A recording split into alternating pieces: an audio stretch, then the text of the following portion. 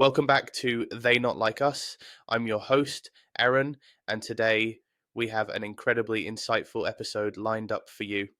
Joining me is Lauren Hayes, a passionate swinging lifestyle coach and expert in ethical non-monogamy. In our conversation, Lauren takes us on her personal journey into the world of non-monogamy, shedding light on the common misconceptions surrounding it.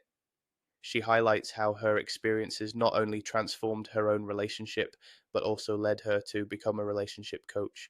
We'll explore the profound connections, emotional growth, and communication techniques that can benefit anyone, regardless of their relationship structure. Get ready for an eye-opening discussion that challenges societal norms and encourages us to think critically about love, intimacy, and what it means to truly connect with others. Whether you're curious about non-monogamy or simply interested in enhancing your relationship skills, this episode is packed with valuable insights. So without further ado, let's dive into the conversation with Lauren Hayes.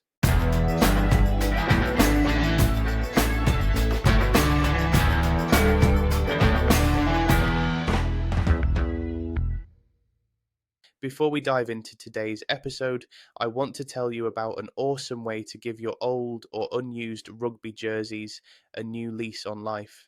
If you've got a jersey tucked away in a drawer, why not turn it into something you can actually use and show off? Introducing Rugby Buckets, a company that creates handcrafted bucket hats from your old jerseys. Every part of the jersey is used to create these beautiful custom pieces, so nothing goes to waste. Here's what Nick had to say about his rugby bucket. Perfect craftsmanship. I turned 2 old shirts I'd never wear again into something I can proudly rock. I'm in Mallorca right now with my bucket hat, and I couldn't recommend rugby buckets enough. Whether you're at a match or just out in the sun, rugby buckets are the perfect way to combine fashion with your love for the game. Proudly made in Wales, and best of all, free UK shipping. Check them out at rugbybuckets.com and get started on your own custom bucket hat today. Now let's get into the show. Hello, welcome back to They Not Like Us. I'm your host Aaron, and today I am joined by Lauren Hayes. Welcome to the show, Lauren. Thank you. Can you tell people a little bit about yourself, please?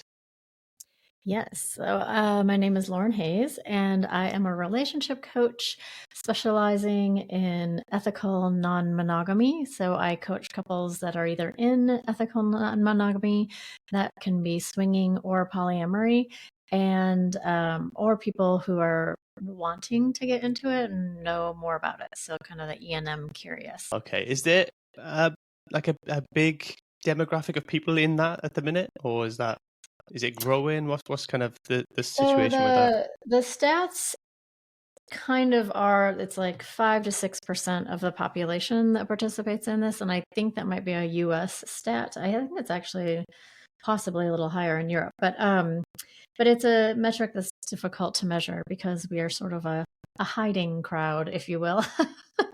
For the polyamorous, I think that's changing, but definitely not so much yet for the swinging crowd. And so I think it's a difficult thing to measure.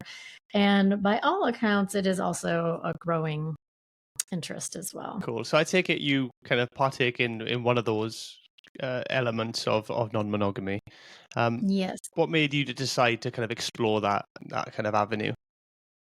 Yeah, so my husband and I have been married for 19 years, and we've been ethically non-monogamous for 6. Actually getting really close to our swingerversary. So we've mostly been swingers. And, you know, as I mentioned, in E&M, there's kind of 2 models, polyamory, which is like you're in it for love and romantic relationships, and swinging, which is more like friendships and sexual adventure. But there's a lot of crossover between the communities, actually. So, and I would say there's just a lot of crossover. People can go back and forth. A lot of polyamorous people are never swingers, but a lot of swingers do dabble in polyamory. I'll put it that way. And then, so the way we got into it was actually, there's a little pre-story, which is, I think we'd been married for maybe like 5 or 6 years, and I was approached by a guy, a friend of a friend, who was polyamorous and wanted to know if my husband and I were polyamorous because he wanted to date me. And so that was fascinating. I really, at that time, did not know anything about polyamory. So my answer was no, we're not. And that's fascinating. And so I had a really interesting conversation with him, asking all my questions. Then I got home, told my husband about that. He was fascinated. And neither one of us wanted to do it, but it like added this excitement to our sexual life for like about a week. Like there was just this energy to like, someone trying to pick me up or something. So we had always had great sex. That week was like off the charts. So there was just an energy there, but again, we weren't really interested in doing it. But I always mention that part because I feel like it was maybe a little foreshadowing. So then I would say maybe 6 years later or more, my husband just brought it up. He was like, I just feel like there's something more. And I was caught very off guard. And I had a lot of the same reactions that people do when their partners bring this up, was like, okay, I'm not enough, or you're not happy, or something. And so we muddled through a few weeks of those kinds of conversations, him assuring me that he was happy. He just felt like there was something else. I asked if he wanted a girlfriend. He was like, I don't really want a girlfriend. I just feel like there's something more. So we started kind of bumbling around on the internet, doing our own searches, and would come together. And eventually we found the book, The Ethical Slut. And that was super helpful for us. There are actually a lot of books out now about non-monogamy. Even in the last 5-6 years, there have been a lot more. But that book was great for us because it really outlined the menu, like what is ethical non-monogamy? How are the different ways that people practice it? So we had a date night every week anyway, and we just started discussing one chapter from the next. Okay, this is hot, this is not. What do you think? And having just really interesting conversation. That's one thing I can guarantee any couple, is that if you start talking about ethical non-monogamy, even, they are very interesting conversations. And so, yeah, my main fear, and honestly, my main fear to this day, is that we're going to end up wanting different things. But we've always just really been on the same page, mostly with what we've wanted, and we've had a very good time.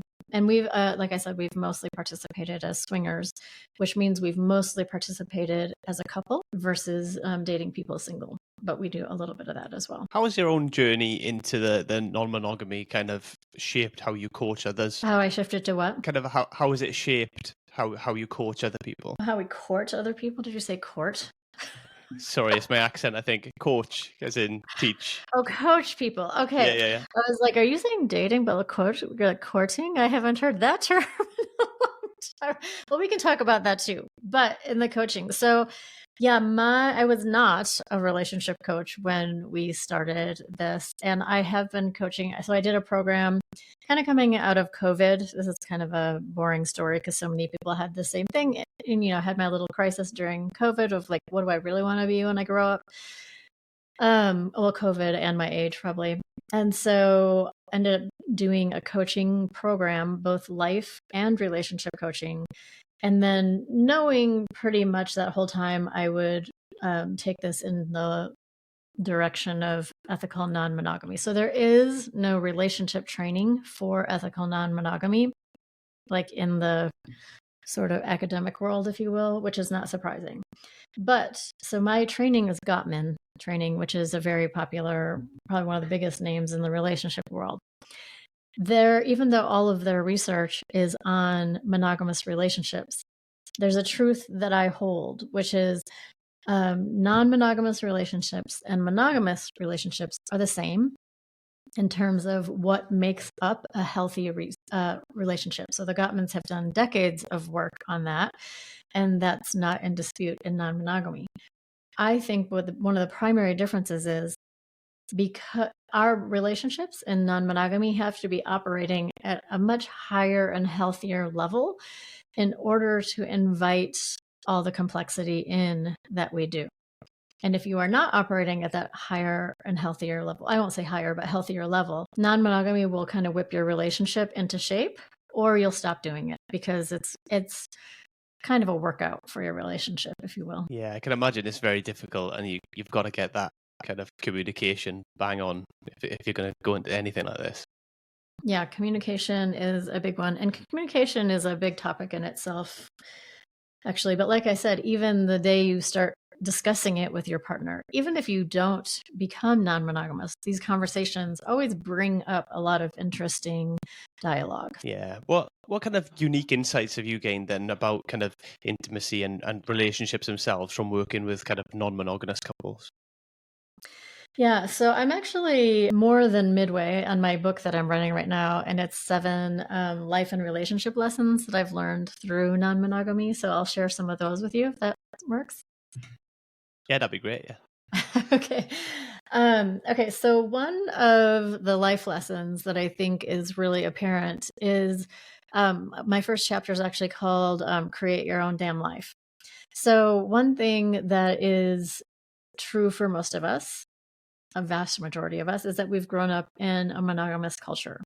So we become monogamous because it's what we know. Like, literally, if we know nothing else, that's just what we do.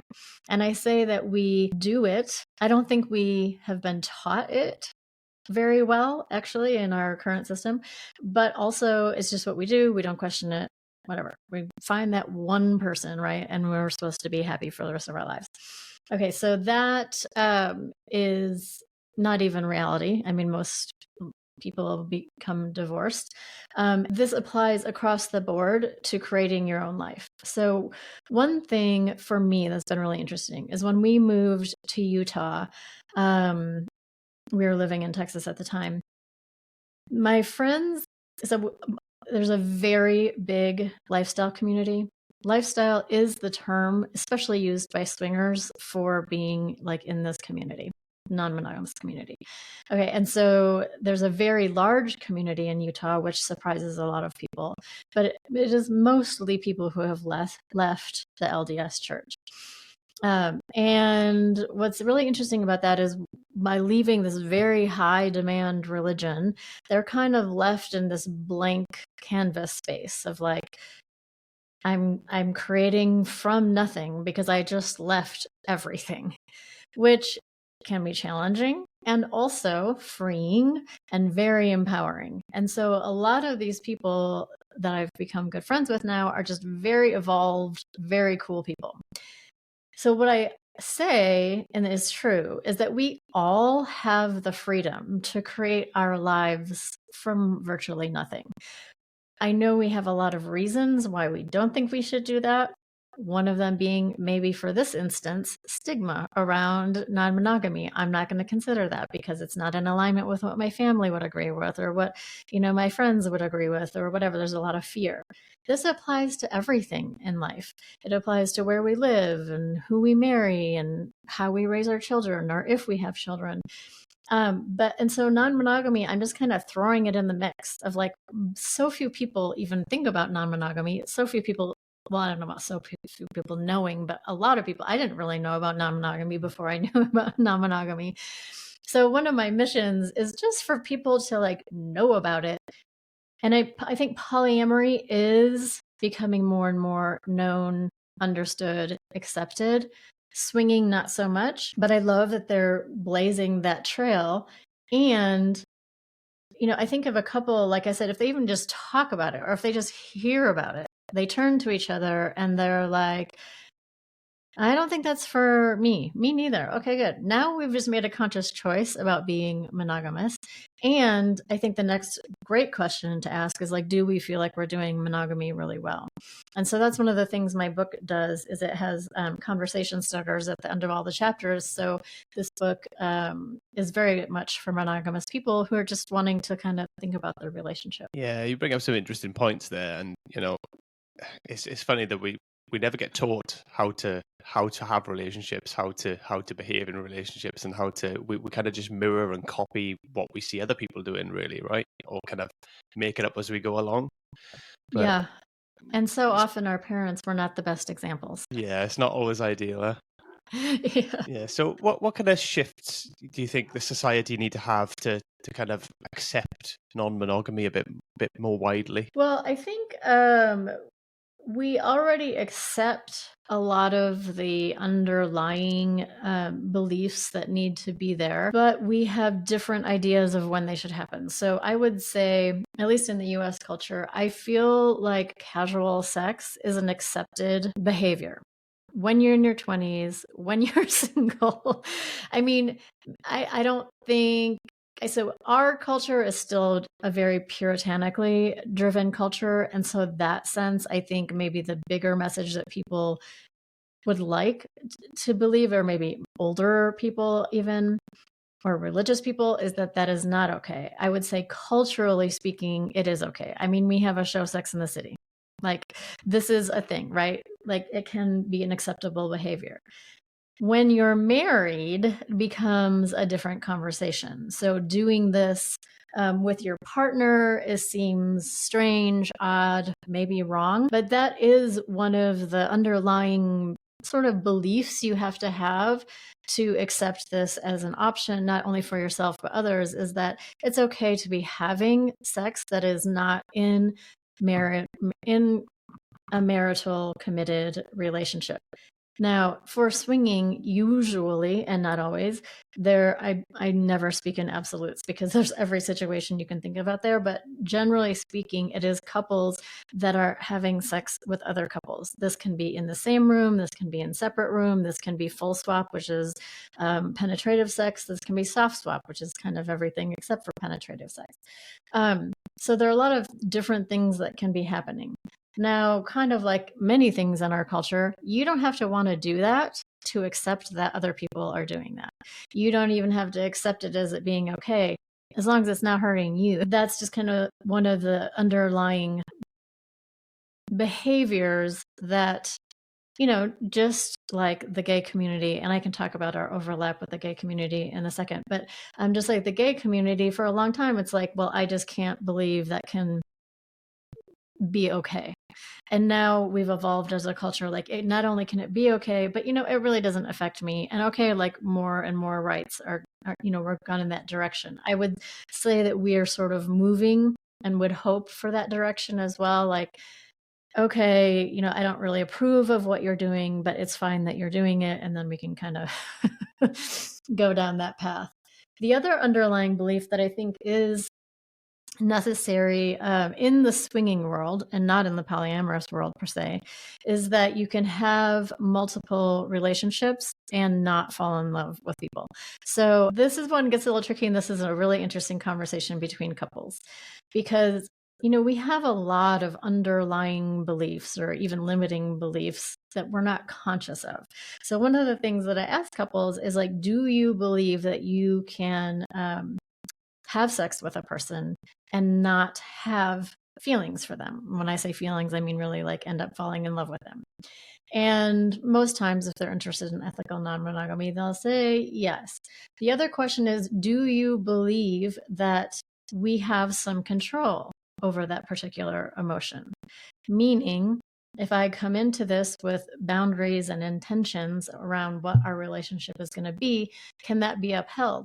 Or the other belief that some people have is that we are completely at the mercy of our emotions and who we end up having feelings for. So that can be an interesting question, because while some people will believe that in general that can be the case, that we can control our emotions, they may have a belief about their partner and themselves that is different. Like, I believe that I could have, these intentions and boundaries. I don't believe my partner can.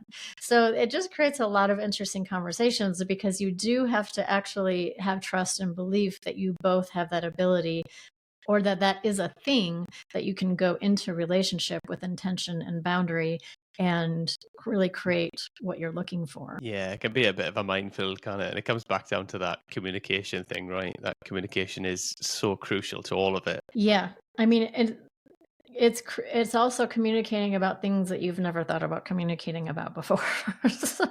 So that's what becomes super interesting. Yeah, it can be some difficult conversations, right?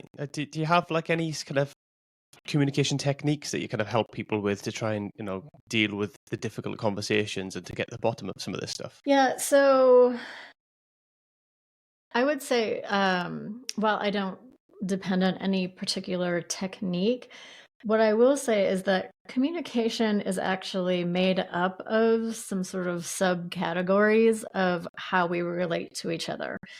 One is being truthful and fully self-expressed. So one thing that we often do in relationship is we don't really tell our partner what we want, really, because we are afraid that just wanting something is going to hurt their feelings. This is a very big topic in E&M because a lot of people are afraid to bring it up to their partner because they're afraid just being interested in it or curious about it is going to hurt their partner's feelings. Well, it may or may not. But if this is a truth for you that you are interested or curious, then in an ideal relationship, you have the freedom to express that desire. Your partner is going to have whatever reaction they're going to have. You can't control that reaction, but what you can do is you can create space. If you know this is something that's going to be controversial for them, you can create space to just let them have whatever emotional reaction they're going to have and not emotionally react in turn, because this is where we go down the path of conflict. That's why our desires can create conflict. If we can just hold space for our partner's feelings, and the biggest tool, like you just said, techniques, I would say the biggest tool in almost any conversation, and whenever you are stumbling around in a conversation, remember this, is curiosity. So if you notice yourself getting triggered about your partner's reaction, and maybe they are being belligerent at this point, is if you can really turning to that curiosity and being like, I see this is really triggering you, and I would love to know more about that.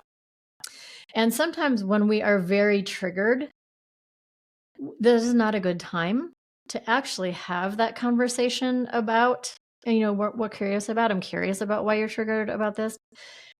Because when we get into that physiologically triggered place, we're breathing heavy, our heart rate is up, we're not in a conversational space. So that would be a time when we say, let's take a break right now, but I'd love to come back later and talk about why, what your reaction is, where your reaction is coming from, because I love you. This has nothing to do with not loving you or not being happy.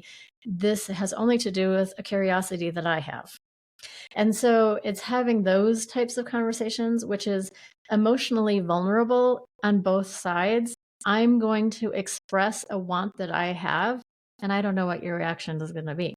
Then holding space, so that's more emotional transparency, is actually, I'm going to share with you what I'm feeling and what I want, despite your reaction. Then when they have the reaction, that is emotionally vulnerable. That is vulnerable for them because now they're going to have their emotional reaction.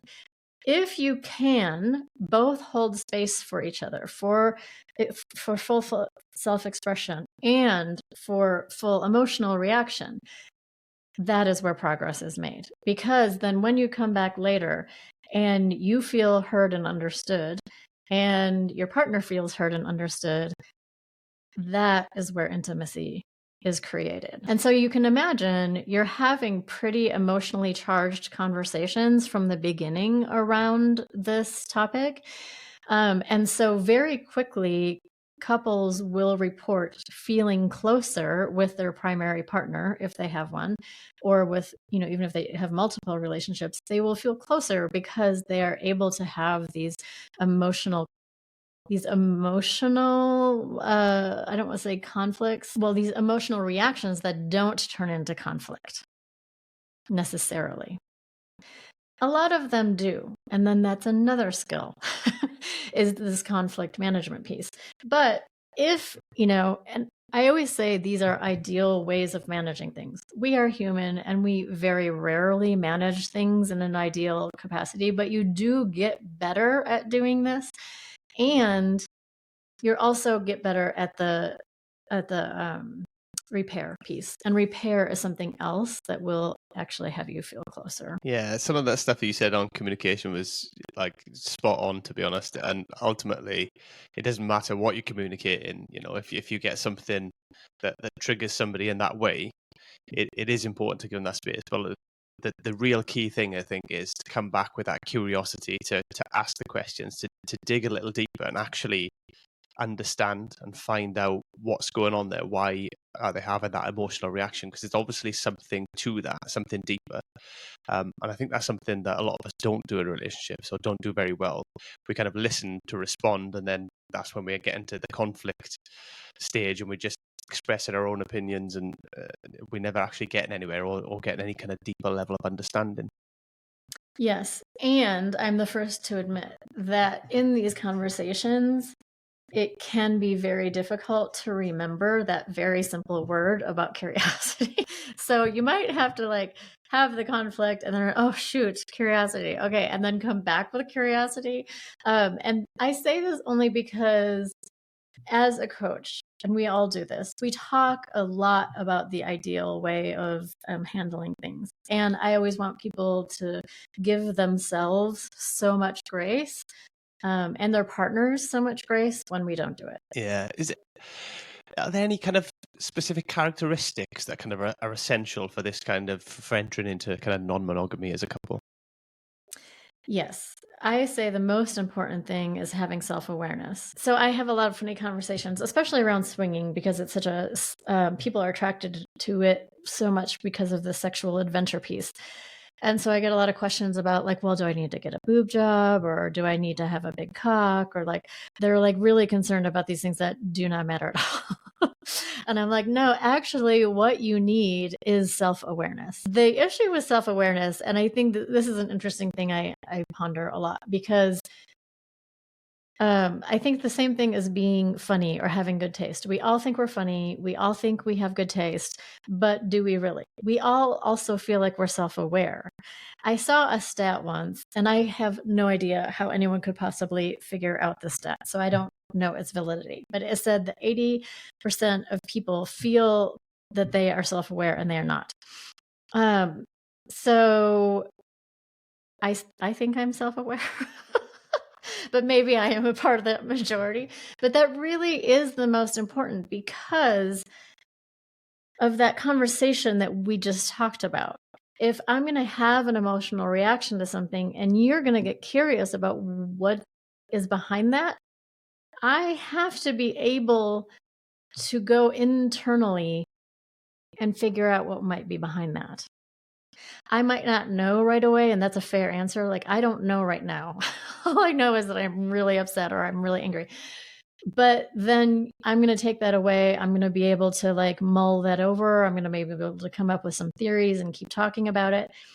Because emotions are tricky. We don't always know exactly. But that little space that I'm creating inside of myself, that is self-awareness. Like, I'm having this reaction. I recognize that that's like, ugh, and I'm going to pull back and like think about that and share with you. Yeah, and I think it kind of depends as well with people on where they are in their life, kind of what stage of life they're in, because even people who are generally self-aware, if they're going through kind of difficult time or whatever, can become Yeah. less so, and or if they've had past trauma, maybe they're just not able to deal with certain aspects of it. I think kind of self-awareness is more of a sliding scale really than a yes or no.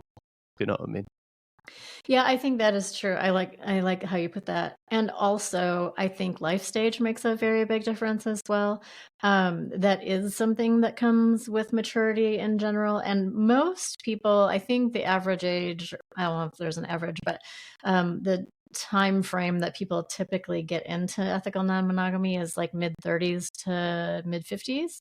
And so this is a sort of different life stage time when you probably have more self-awareness, and that actually has you think about non-monogamy in a different way. Yeah, I suppose if we're not able to look in, and sometimes, and I think this is probably true of me when I was younger, I wasn't willing to look in. I didn't want to. You know what I mean? I always wanted to look out. That's kind of how you are. And I think as you get older in life, naturally you kind of look in more. You kind of look at yourself a bit more. You become, I wouldn't say I've become more self-aware, but I've been kind of actively working on myself more, and kind of acting on that self-awareness more. Yes. I mean, I think that is another aspect and I actually usually lump this into self-awareness, so I like that you're breaking it out. I think that valuing of personal growth is also a necessary attribute when you're in ethical non-monogamy. It sort of just happens. Like I said, it's complicated. If you can work through the complications, you're almost naturally obtaining some personal growth. Whether you value that or not is another question. And I think typically there's a natural value to it because you are naturally a little happier. When you become more self-aware, able to manage your emotions, maybe understand yourself a little bit better, I think that does bring kind of a little bit of more of a content with yourself kind of feeling.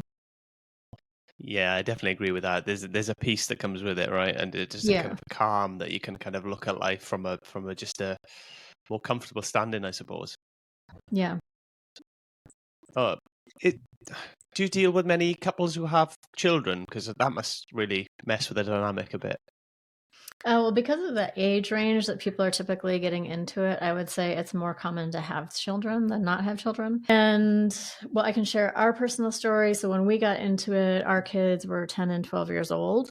And of course, we weren't sharing anything about anything. And it wasn't even, there's a couple of reasons. One, when you're first getting into it, you don't really know if this is something you're going to do long term. You're just kind of like, let's see what this is like and whatever.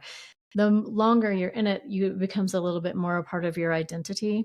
So there's a difference in like, why would I ever share my sexual adventures with my children versus maybe I would share this because it's a part of me. And of course, you're still not ever sharing sexual details, but it's now a part of you. And so that is why you would maybe just tell your children or family and friends, because this is sort of the natural progression that people don't tell anyone in the beginning. And then over time, they will share. Like I said, this can be a little bit different in the polyamorous community. I would say there's more openness to share for a couple of reasons. One, it can be more of an identity from the get-go. Some people will say I am polyamorous in the same way that people will say I am gay. This is something that's in me and I was born this way. So I think that always gives a stronger pass. People are like, oh, okay, then that's fine. Okay. But when you get down, and then there's a kind of this continuum, when you get down to swingers, like we're just doing this for, friendship, sex, and pleasure. It's like really more about the community, but we'll have that conversation in a second. And so it becomes more difficult for people to accept. But as it becomes more of your identity and or you actually spend more time with that community, it becomes a little restrictive on your vanilla friendships. Vanilla is the term we use for anyone that is not in lifestyle. And that is, it's funny. One of the other podcasts I was on, he was offended by this vanilla term, but I always took it as like vanilla is the most popular flavor still to this day. And so monogamy is the more popular flavor. But if you kind of have these lifestyle friends, you have your vanilla friends, and while they may not merge, you are sharing your full self with your lifestyle friends, and you are hiding part of yourself from your vanilla friends. And so this does start to create some at least internal conflict for people. And that is why they will start sharing that with friends or family or whomever they feel like that conflict is kind of coming up for. And I'm just asking because obviously sharing it with other friends who are like not in the community or not been involved in it, or maybe a bit more traditional. Yeah. Do you think it's kind of difficult to come out to those people under the fear that that they might criticize non-monogamy, and because they might see that or see it that it kind of undermines traditional values of commitment? Absolutely. And I would say that's a very big consideration for people when they're deciding who to tell and whom not to tell. And also, like I said, when this really becomes a bigger part of your identity, there is an element of like, we're not expecting anyone to join us. We're not expecting anyone to celebrate us. We're just letting you know that this is part of what we do. And you kind of get to a point where you're like, well, if they're not going to be friends with me just because of this, and this is a big part of who I am, then maybe they're not as good of friends as I thought. So there can be some of that. I know a lot of people have very complex journeys around telling family or parents. I mean, because I think, then you're getting into more of a category of what you're talking about. And we're all always afraid of disappointing our parents, right? So that gets tricky. And that's why I said it's just such a personal journey for every couple. We've actually now told our kids, they are 16 and 18. And the reason is because I am a lifestyle coach now. I go on podcasts all the time. I'm writing a book. So we felt strongly that we wanted to be the ones to tell our children and not somebody else to tell our children. So we told them. Their reaction was very much like, this is not a big deal. Our daughter said, I'm actually offended that you didn't tell us before. And then they said, the kids of our generation, we don't really care about this kind of stuff. And I said, yeah, I get that. And the parents of the kids of your generation, they still do. So I said, this is not a secret. This is not something we're ashamed of. And just be thoughtful about who you tell, because there's a reason I haven't shared this with the people at your private school. And so, it's just a balance. And what I think is really unfortunate is that in this time of so much more acceptance of sexual orientation and, the whole world of not only sexual orientation, but desires and behaviors and all kinds of, and, gender fluidity and all the things that we're really like wrapping our heads around as a society and a culture, that swingers in particular still feel like we have to be so secretive. And so I'm actually out to change that a little bit. I'm not trying to convert anyone, and never, okay, I am not one of those people. And there are actually very few people in the community who do feel that non-monogamy is better than monogamy. It's better for them. It doesn't mean it's better for everyone. And I would never even suggest that to be the case. I just want people to know about it and accept it so that we don't have to keep meeting in these secret clubs because, we can't let anybody know what we're doing. Yeah, I'd almost go the other way and say it's only for people who can kind of tolerate, or we're in that kind of really secure foundation relationship, who can communicate. And I suppose you coach people to get to that point, but it's kind of, until you're at that point, I wouldn't kind of feel comfortable telling people to just go and do it if they hadn't got that kind of foundation, that background where they can communicate, they can talk through the issues and deal with stuff and move forward, because it just set them up to fail, right? That is such an important point. So a lot of people, I think on outside, one of the bigger misconceptions is that somehow we're not happy in our current relationships and we're just out there looking for somebody else. And I would say almost nothing could be further from the truth because of what you just said. You really have to be in a very secure and safe relationship to attempt this in a healthy way. And that's one of the first questions I ask couples is, are you doing this to fix something in your relationship? Because if you're doing it to fix something, it is most likely going to highlight that crack that you have in your foundation. And if you haven't been able to deal with that already in a healthy way, then ethical non-monogamy is not going to help you do that in a healthy way per se. So I always suggest for couples, it doesn't mean non-monogamy is not for you. If you're well aware of what you're trying to fix, then go fix that thing.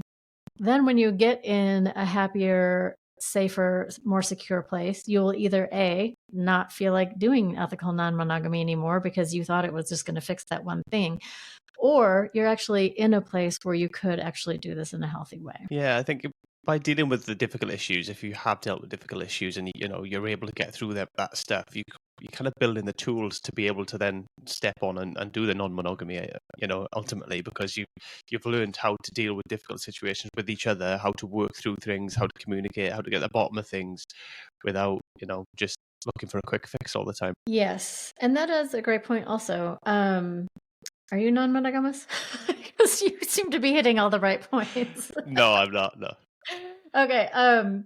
But Yeah, that's a great point. And there are a lot of things that come up that, and this is why coaches exist in this space, because there are things that come up. It's like, oh, wow, this feels bigger than, like, I can't really figure out what we do next out of this particular conflict. And that's fair. And some things do just take time to work themselves out. And that's probably one of my personal frustrations is like, okay, I see the problem. Like, let's just fix that and move on. But it doesn't always work that way. Yeah, these things take time. If you could see a major change in the conversation about relationships and how relationships are viewed over the next kind of 5 years, what would it be for you? I would say probably that first point that I made about creating your own life. That people understand all the options, because yes, there's non-monogamy and there's monogamy. Then within each one of those buckets, you can create anything you want. So there are people that have threesomes and kind of partake in non-monogamous behavior. They don't consider themselves non-monogamous because there's also sort of a, like I said, almost like an identity that can start to go along with that. And they're like, well, we're just doing this for sexual adventure. So underlying this creation of whatever you're creating in your relationship, there is another idea that I wanting more people to understand, which is we are human. We love to connect to other humans. There's no disputing this fact. Okay, what we have created in our monogamous relationship is that there is acquaintance and friend and maybe best friend, and then there's in love and in relationship. Non-monogamy operates in the space from hello, how are you, to just maybe underneath, I'm in love with you. And we recognize that there are so many levels of friendship and connection that happen in this space before you get to I'm in love with you. And you may never, ever even get close to I'm in love with you. But this is something that isn't really recognized by our culture. And this creates a lot of fear, even in the monogamous relationships, of our partners creating these other relationships, which might be very healthy and totally safe. But we don't allow that connection to sort of happen. One of the questions that I get so often from monogamists is, aren't you afraid that your partner is going to meet somebody else and run off with them? And what I really want to ask back, and I usually don't because it's rude, is, well, aren't you? Because monogamy does not keep us safe from our partners meeting other people and running off. This happens actually all the time. Affairs happen on a very frequent basis. So I think it's interesting that there is this veil over monogamy, that we are safe from hurt in monogamy. That is untrue. And if we are not always working on our relationships and talking to our partners and finding out that we're both happy and we're in a healthy place, then those same things can happen to anyone, monogamous or not. Are we putting ourselves out there with more risk for that? Yes, probably. And I'm also going to argue that we're in some pretty damn safe and secure relationships in order to do this behavior. So there's kind of there might be a net there. I don't really know. And there are just not a lot of statistics or valid statistics around non-monogamy, because so many people, it's hard to find them to survey them, right? Because they're not being forthcoming in that. But that's changing. I do think that's changing. Yeah, it's a difficult one.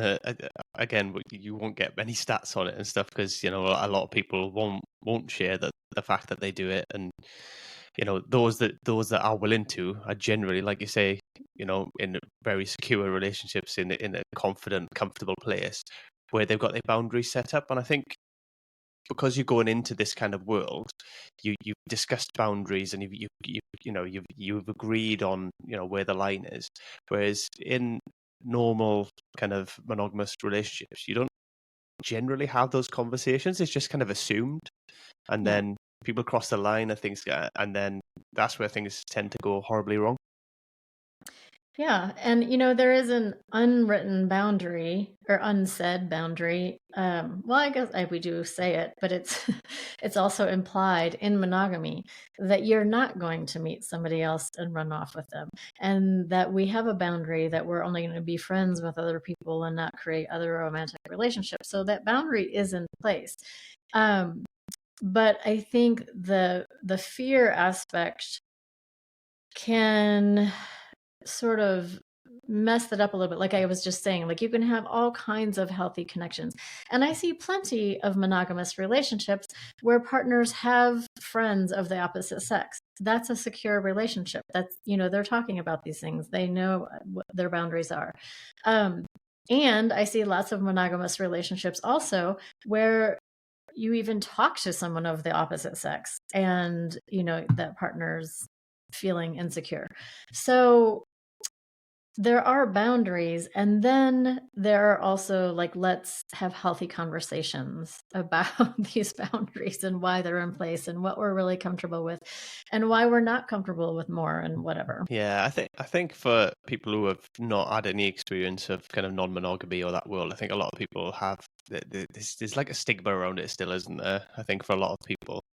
And do you think, do you think that there's a way to change that narrative over the kind of coming years? The particular one with like being able to be sex with other people or being friends with other people, that was a funny slip up. To being friends with other people, like even in monogamous relationships, because I don't think being friends with other people implies any kind of non-monogamy. It just implies a freedom and a trust that hopefully would exist in most relationships. No, I was talking generally about the stigma about The stigma. the traditional people have, or traditional view has of non-monogamy, really. Yes and no. I do. I mean, religion plays a very big part in the stigma. Religion is becoming less and less popular. So almost naturally over time. And like I said, with the LGBTQ community, those attitudes are shifting. And I think our like attitudes towards our behavior in our communities will follow our following, I would maybe even say, but it's a little bit difficult for me to assess. I mean, we're on the brink of maybe electing Donald Trump as a president again, right? So I feel like I'm a little out of touch with possibly the general population. So I have a hard time answering that. So I would say maybe going off of the trends with the LGBTQ community is a good measure of like where we're headed as well. And there is also a big overlap between our community and the LGBTQ community because a lot of a big reason that people will start practicing non-monogamy is that one or the other partner, or I suppose both, recognize a bisexual part of themselves that they want to explore, and their partners are willing to support them in that exploration. I think that's often less threatening for people when they're like, oh, my husband would be like, oh, you want to date other women? That's fine. Or I might be like, oh, you want to date men? That's fine. Because I can't be that, right? Like that's a part of them that you can't fulfill, and that's very clear. So sometimes that can be an easier, or it is a big reason that people will get into it. And I think I see that sometimes that's easier for their partner to accept as a reason to get into that community. Once you're in the community, lots of different things can happen and everybody's experiences start shifting, but that is like a big reason that will happen. Also, the polyamorous community is more diverse than the swinger community. I'm pretty confident in saying, in the sense that within the poly community, there's a bigger overlap with the LGBTQ community. You might I mean, for example, the gay community has been practicing non-monogamy for much longer than, or maybe not longer, but more openly for a long time. So there are overlaps between the communities, and those are kind of it. And I would say sort of that driver of even the conversation of like, how much am I going to allow you to do in your own world because it doesn't affect me? That's the direction I think we've been going. Yeah, I think it's important that people kind of, if it doesn't affect them, then why do they care? Why cause a fuss about anything really? Yes. Let Yes. people consensually enjoy themselves and go and do what they want to do. It doesn't hurt you in any way. So I don't know why I people get know. kind of And up in it's arms about it. such a waste of everybody's energy. It's a waste of their energy to care, and it's a waste of our energy to hide. I mean, yeah. If you could go back to your beginning, right, when you started this journey, what's one piece of advice you'd give yourself? The piece of advice I always give people is to take baby steps.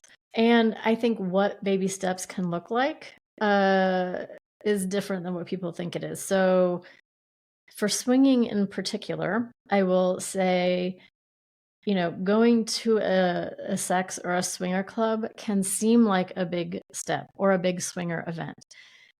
You will see a lot, and depending on the event, it might be too much too soon, and that's my caveat on that. But at these bigger events and at these clubs, you can just be an observer. And, the first time my husband and I went to a club, we didn't talk to anybody else the whole night. This was just us, like, first of all, totally nervous newbies, not knowing what we're doing, and just wanting to observe sort of the vibe and what goes on at these places. We ended up having sex, the two of us, several times. We kind of upped our baby steps throughout the night. The first time was in a private room with the door closed. The second time was in a room but with the door open so people could watch. And then the third time was in the middle of the space that we were in. And again, we didn't talk to anybody else. We didn't have any interaction really with other people. This was just about our own experience. We learned that that was a vibe that was sexy and enticing to us, and that kept us on the track. So what I like to, and this is where the self-awareness piece comes in, and this is probably the hardest part. Where you want to operate is just outside your comfort level. So because that is where you're going to be operating when you are learning about non-monogamy, because very few people know much about non-monogamy. And you're just learning, you don't know what you don't know. So you're just starting. That's probably one of the first steps, is to learn all the things like, what do I not know?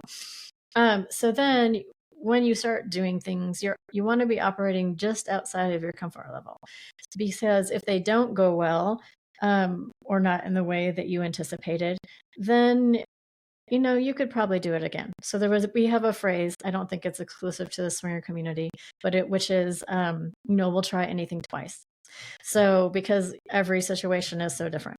Okay, so if you're just outside your comfort zone, it doesn't go how you thought it might go. You're like, okay, I could maybe do this again.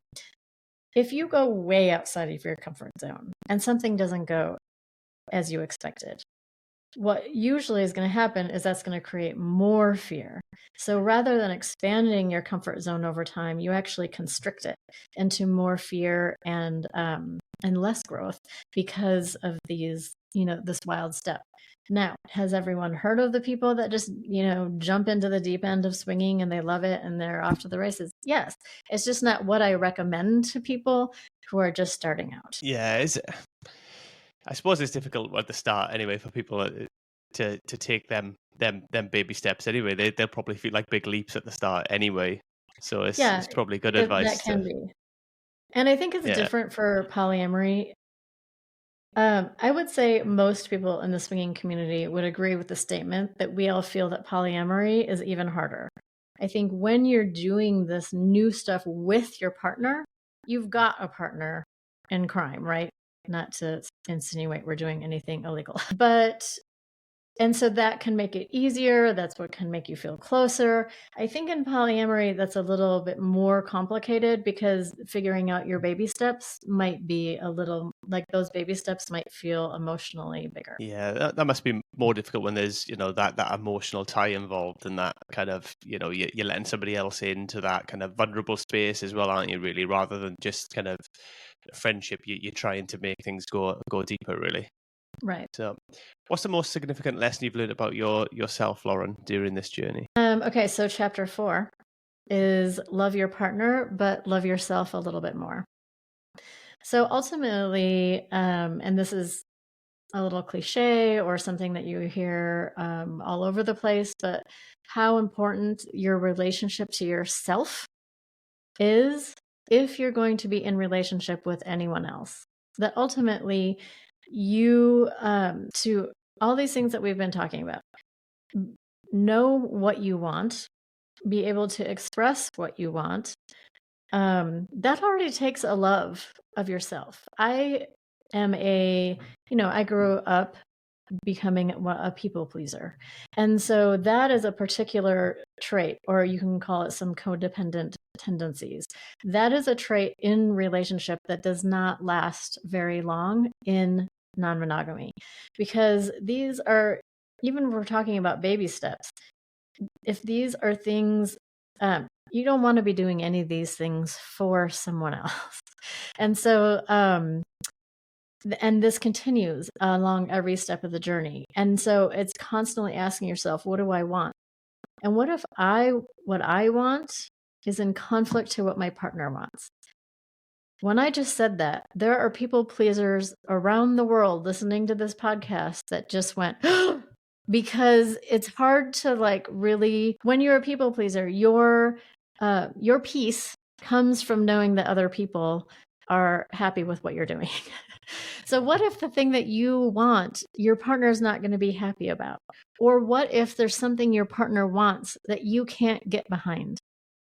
You're going to have to get behind yourself, because this is how staying true to yourself through this, you're not going to believe this, people pleasers out there, but this is what creates more intimacy in your relationship.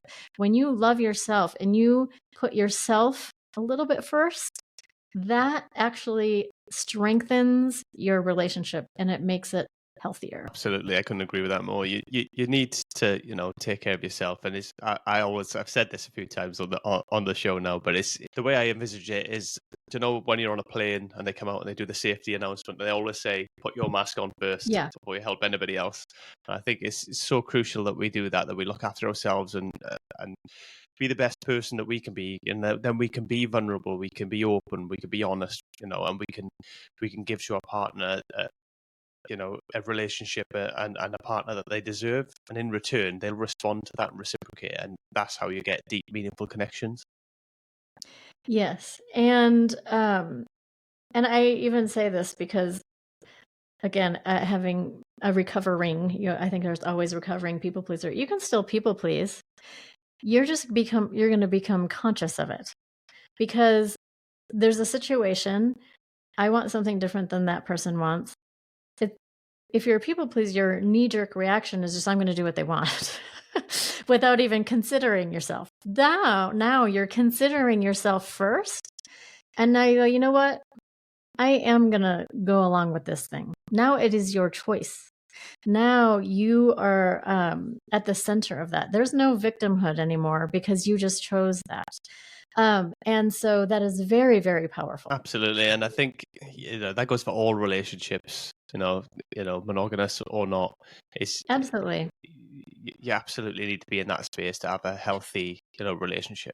Well, and that's the premise of my whole book. All these life and relationship lessons are for everybody. I happen to learn them through non-monogamy, but that's why people will want to read my book, because they don't even have to be non-monogamous and they can still learn all the lessons. Absolutely. Well, I've taken a lot from this, so it's been really, really good. When is the book out, Lauren? It's going to be out by the end of this year. What I recommend, if people want to follow me and follow the forthcoming book, is to just go to my website, swinginglifestylecoach.com, and sign up for my newsletter there. I am not a heavy newsletter sender, but it's a great way just to stay up with what I'm doing. Cool. I'll make sure there's a link in the show notes for that anyway, so people can connect with you and find you and stuff. Is there a most rewarding part of your job? Is there anything that stands out as the most rewarding aspect of your coaching? Or Yeah, one of my most rewarding parts. So there's a really interesting dynamic that happens with women in particular. So because of these conflicting messages that we get in our culture around you can be sexy but not too sexy, you should only be sexy in the bedroom, but then you should be very conservative out in the world. And again, these are all very American, but I think it we're not that different. There's like a frustration that we all experience as women around these conflicting messages. When you get into the community, the non-monogamous community, there is a very different relationship to especially women's sexuality. This is a place where women in particular, can safely express their sexual sides. One thing that I talk about a lot is like when my husband and I were getting into this, it was like, well, I had no reference for like, in quote, dating other people other than my single life, right? But in my single life, if I was out to a club and you flirt or smile with some guy, depending on this guy's reaction, you may have ruined your whole night because now they are, they're on you like the whole night. And that flirting, that smile, it can actually create some kind of weird expectation. In lifestyle, this does not exist. And when I say does not exist, I always say that I don't speak in absolutes, and that's very absolute. So let me just say it generally does not exist. Women are able to express themselves. They are able to wear whatever they want. They're able to dance however they want. They can flirt with whomever they want. And there are no expectations ever. So I see women over and over just embrace this part of the community. I see husbands and partners over and over just loving watching their partner really connect, explore, and love this other part of themselves in all these different ways. And what this does is it brings a whole nother level of confidence to women, especially. So, and sometimes this can make their partners a little bit insecure, which I think is super interesting. But usually they're like so celebrating it. And so, for example, I was speaking to one of my clients the other day. They're in their 60s. They just got into this. She just had this amazing sexual experience the other night with her husband. And she's like, I'm just really walking taller every day. Like this is something that we can bring in. It becomes a part of us, being able to connect with this part of us that is there. We are sexual beings, but being able to have this truer relationship with this part of ourselves is very empowering. Yeah, it's interesting you say that, and I suppose, especially at kind of nightclubs and that kind of environment where it can be really horrible, right? It can be a horrible experience, especially, I'm not a woman myself, but I can imagine for women, because you go to a lot of these places and there's generally a lot of men there as well, and it just doesn't feel safe almost, if you know what I mean. Not to say that everybody's a predator or anything like that, but it can feel that way on times, and you always get the ones that make people feel uncomfortable and just cross the line too much. I know it's interesting because certainly most people are not predators, but it only takes one to really kind of ruin your evening. And so that is a truism that, I think a lot of us grew up with. I would love to think that's changing for younger generations. I don't know. I don't know if it is. I don't know. I tend to stay out of nightclubs, to be honest. I can't. It's not my vibe anymore. I can't deal with the hangovers. Yeah. Yeah. So yeah, but like I say, it's about having that safe environment as well, isn't it? And where you can kind of express yourself without kind of fear of even just kind of low level hassle, really, without that kind of fear of having hassle or being pestered, and just kind of looking over your shoulder all the time, and nobody wants that, right? Yeah. And for women, and again, I'm going to speak to just people like generationally closer to my generation because I don't know for all, but it is this constant balance. Like when you're getting dressed at night and like it's always like, am I appropriate? Because ultimately, if we're somehow judged as inappropriate in any situation, then any of the consequences are justified, right? Yeah, I guess that's kind of how it's seen. Yeah. Lauren, it's been absolutely amazing having you on the show. I've taken up quite enough of your time. Do you have any kind of final thoughts or messages that you want to leave us with? I guess my final message might be something that we've touched on twice, but just to kind of leave this one behind, that non-monogamy is an option for people. It's out there. It is a thriving community. It's a safe place.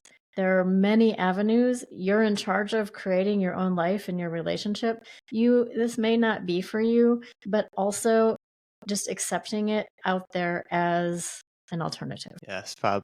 And ultimately, I think the majority of advice that you've shared through this just applies to all relationships, really. Anyway, Absolutely. I think it's so key to getting that foundation and getting a relationship, regardless which path you choose to go down. So I really appreciate you taking the time to speak to me today. Thank you so much. Yeah, I appreciate you having me on. It was fun. No problem. Take care. Thanks.